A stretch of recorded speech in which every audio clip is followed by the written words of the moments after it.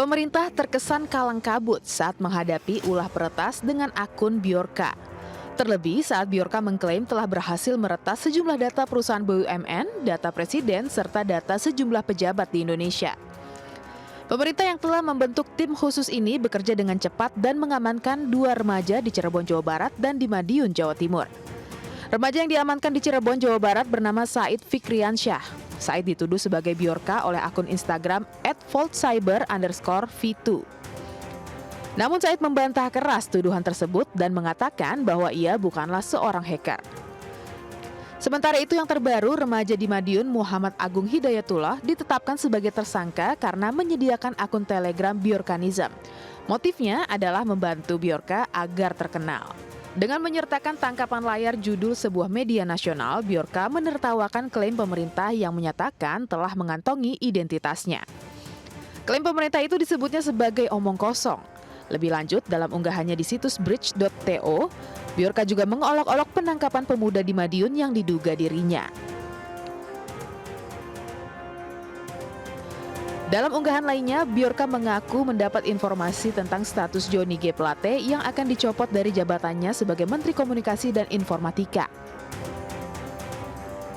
Bjorka mengklaim informasi itu ia peroleh dari teman yang bekerja di istana. Di akhir unggahannya, Bjorka berkomentar soal Jokowi yang membentuk tim khusus untuk memburunya. Bjorka mengatakan semoga beruntung dan mempersilahkan pemerintah untuk menghubunginya jika butuh bantuan menyelesaikan masalah ini.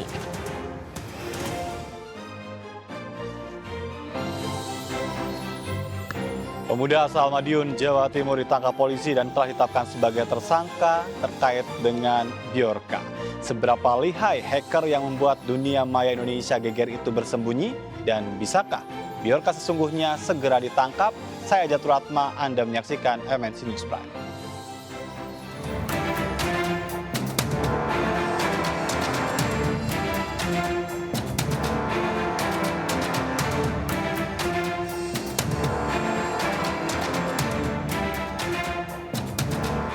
Muhammad Agung Hidayatullah, pemuda asal Madiun, Jawa Timur ditangkap polisi karena diduga sebagai Bjorka. Polisi pun telah menetapkannya sebagai tersangka.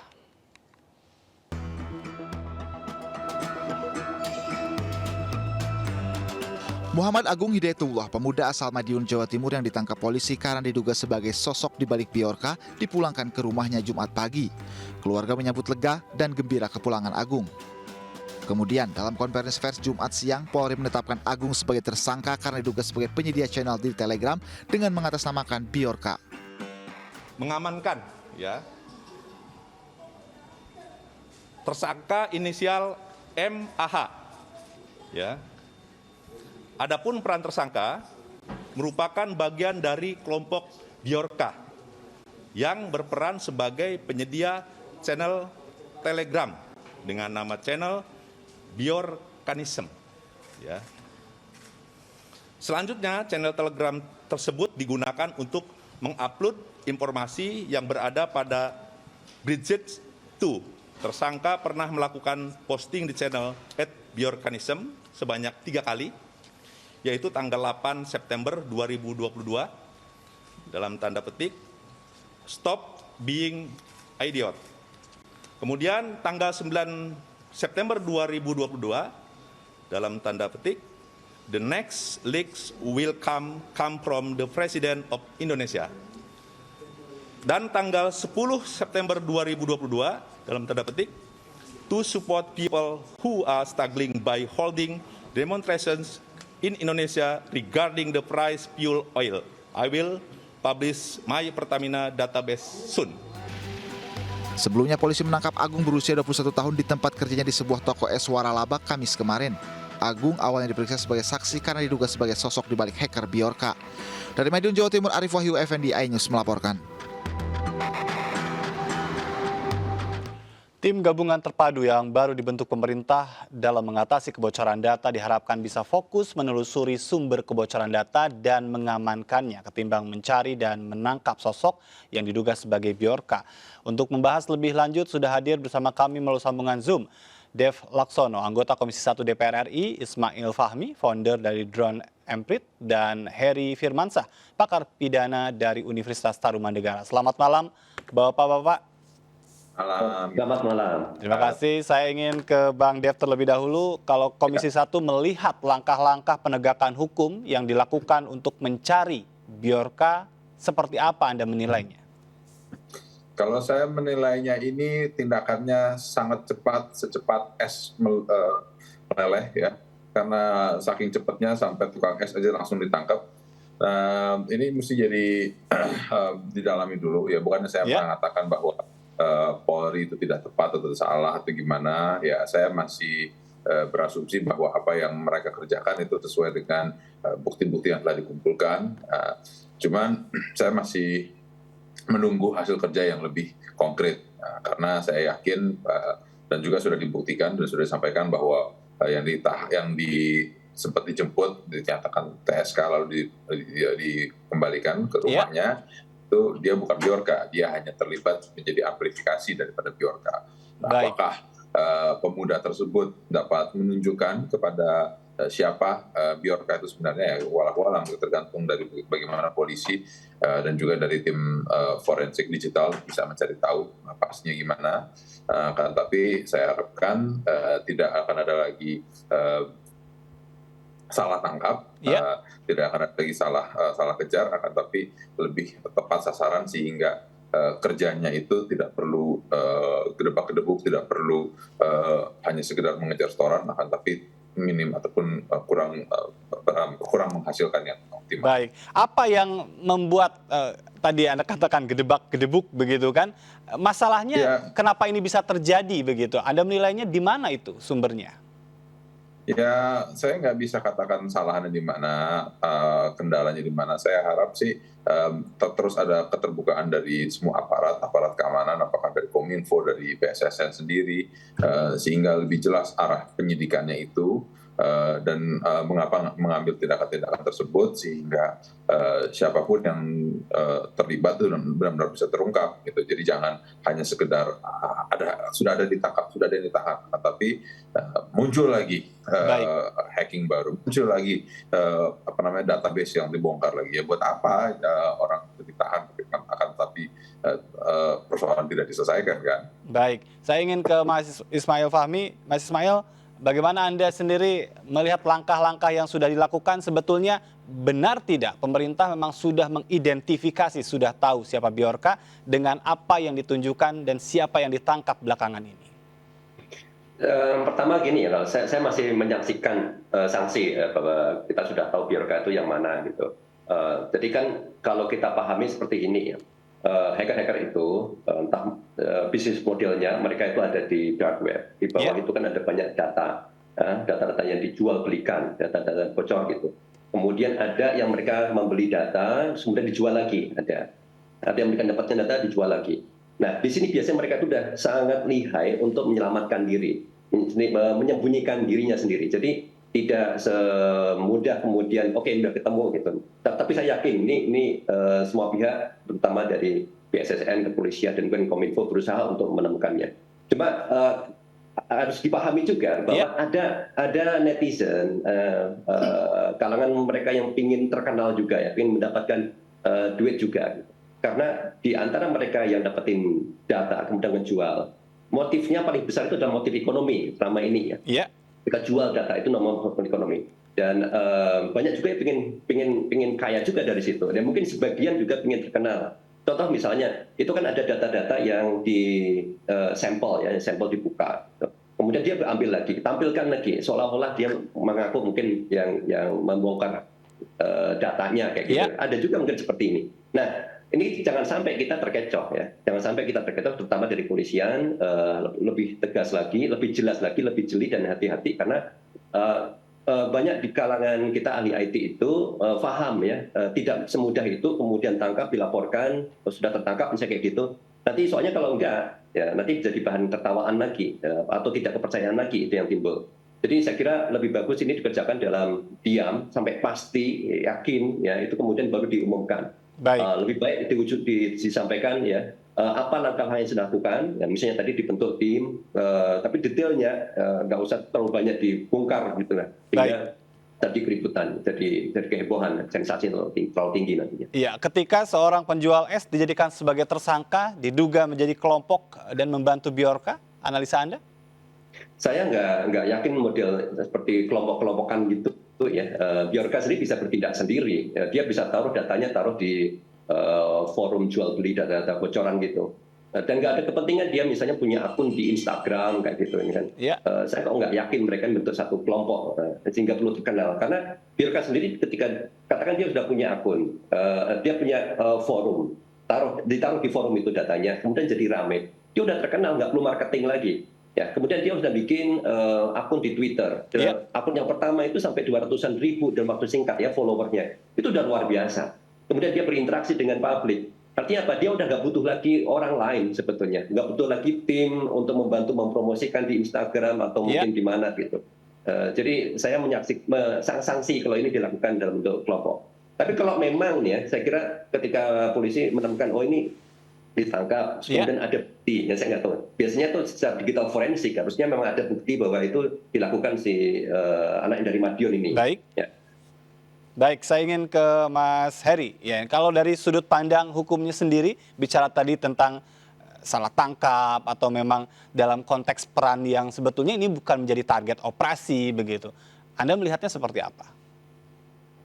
Iya, tentunya tadi kehati-hatian perlu ya. Apalagi kalau kita bicara karakteristik kejahatan dari cybercrime atau cyberspace atau kejahatan Mayantara ini kan high profile gitu ya. Orangnya pun pasti menguasai teknologi informasi. Ini kan memanfaatkan dari perkembangan teknologi informasi ya Mas, yang begitu cepat dan kadang sudah borderless, kadang sudah melewati batas negara. Jadi posisi orang ini juga tidak mudah untuk diketahui. Yang pasti yang tercatat bagi kita semua jangan sampai nanti ini jadi seakan-akan panic attack begitu ya, atau kemudian dia mendapatkan kesuksesan dengan mengatakan widespread of fear-nya berlangsung begitu. Ada ketakutan yang luar biasa dan itu meluas begitu. Saya sepakat dengan apa yang dikatakan oleh Mas Fahmi tadi ya, bahwa dalam hal ini ketika melakukan proses penyidikan ya mungkin bisa dilakukan dengan silent operation saja. Jangan sampai nanti itu bukan dari tersangka utama, tapi kemudian orang tersebut diproses secara pidana. Nah tentunya proses pidana ini kan ada upaya-upaya yang dilakukan ya Mas ya, seperti upaya paksa, penangkapan, ada penahanan. Di situ kita akan bicara tentang penghormatan dan perlindungan HAM juga, kalau memang dia bukan pelakunya. Jadi memang perlu dipastikan benar apakah memang ini ada kaitannya dengan yang bersangkutan tadi yang memang dicari oleh pihak kepolisian. Dalam konteks kejahatan digital, bukti apa yang pertama harus ditunjukkan begitu untuk menangkap seseorang? Ya, memang ini kejahatan yang karakteristiknya pasti memanfaatkan adanya jaring pengaman dalam konteks teknologi informasi yang lemah gitu ya. Itu memang harus diakui utamanya. Jadi memang harus ada yang diperbaiki. Karena kalau kita bicara dalam konteks kejahatan Mayantara, kadang kita juga harus membedakan antara hacker dengan cracker gitu ya. Hacker ini kalau dia kemudian menyerang sesuatu, kemudian menunjukkan ada sistem yang lemah, ya harusnya ini bisa jadi blessing in disguise ya. Saya mohon maaf harus menyatakan ini, tapi ini jadi catatan pemerintah juga. Ini satu masukan yang kita akhirnya memahami bahwa ada hal-hal yang perlu untuk diperbaiki ke depannya. Jadi tidak boleh juga memandang ini tidak ada. Jadi tidak semata-mata harus dipandang sebagai penjahat dalam tanda petik begitu, tapi ini juga bisa menjadi pengingat begitu. Iya, dalam beberapa kasus misalnya ada bank-bank besar begitu ya, bahkan membuka diri untuk kemudian bagaimana ada orang nggak yang bisa menembus ini sistem keamanan mereka yang selama ini mereka buat. Nah kalau ada orang malah diberi reward bukan dipunish.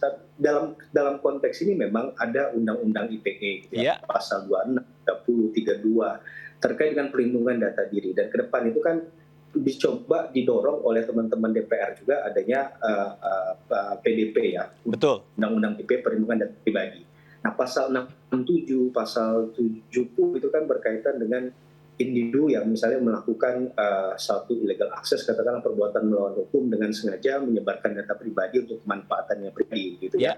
Kemudian di pasal 70 bicara tentang korporasi. Jadi sebenarnya undang-undang sudah mengantisipasi hal ini, bahwa kejahatan-kejahatan itu kan bermetamorfosa ya. Ada istilah Belanda yang menarik, istilahnya Baik. adalah het recht leveden aan, bahwa hukum itu kadang tertatih-tatih di belakang peristiwa konkret.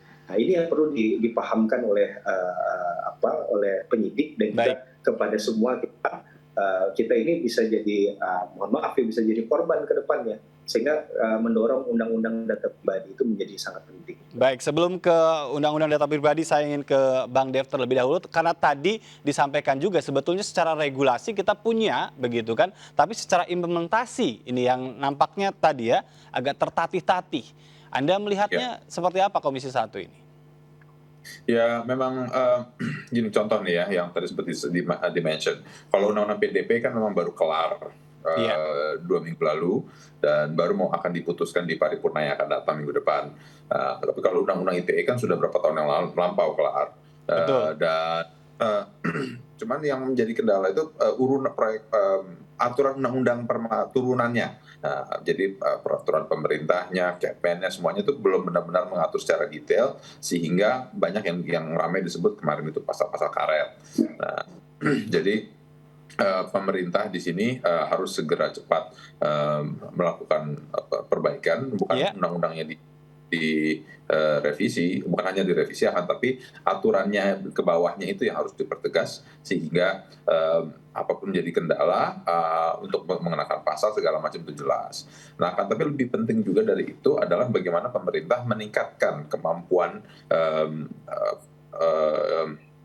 pengamanan jaringannya, memastikan bahwa tidak ada jaringan itu yang mudah itu dihack, terus juga sistem protokol keamanannya itu juga dalam kondisi yang tinggi, dan juga terus berinovasi, terus bisa bekerjasama dengan universitas untuk membuat program baru, membuat program-program baru, untuk terus memajukan dan juga mengupdate terus firewall-nya. Baik, tapi yang menjadi bahan diskusi belakangan adalah bicara tentang apakah sudah ditunjukkan kemauan dan kemampuan kita dalam konteks keamanan digital kita. Nah, ya kemarin itu memang pemerintah sudah dengan sigap membuat tim reaksi cepat. Tim reaksi cepat akan tapi hasilnya apa? Hasilnya adalah menangkap pedagang es. Itu kan yang kita tunggu kan bukan itu. Kita tunggu itu adalah mencari tahu sebenarnya titik kelemahannya itu di mana. Bagaimana langkah yang sudah diambil. Lalu men-trace lagi ada seberapa banyak data-data yang sudah diperdagangkan atau yang bocor, siapa saja. Itu yang kita butuhkan. Ya, jadi jangan hanya sekedar untuk mengejar quick win, lalu membuat hal yang gegabah, lalu hanya sekedar melakukan penangkapan atau menetapkan tersangka, tapi tidak menyelesaikan persoalan yang permasalahan intinya sendiri. Baik, jadi kalau bicara tentang permasalahan inti, poin-poin penting apa yang menjadi masukan Anda untuk bisa segera mungkin ditunjukkan oleh pemerintah dan penegak hukum? Yang tadi saya sampaikan, jadi ya dicari tahu persis kebocorannya di mana, lalu membuka dialog juga dengan baik para pemain penyimpan data, para penyimpan cloud services, memastikan dan juga semua government services itu yang menyimpan data, itu datanya tersimpan dengan baik, firewall-nya itu dalam kondisi optimal, programmersnya juga terupdate dengan teknologi terkini, sehingga tidak ada lagi kemungkinan hingga bisa terjadinya kebocoran. Baik, terima kasih atas waktunya Bang Dev. Kabarnya ada kegiatan lain, jadi kita tutup sampai di sini. Dan nanti untuk Mas Ismail dan Mas Heri kita lanjutkan di segmen berikutnya. Dan pemirsa tetap bersama kami, tetap di MNC News Prime.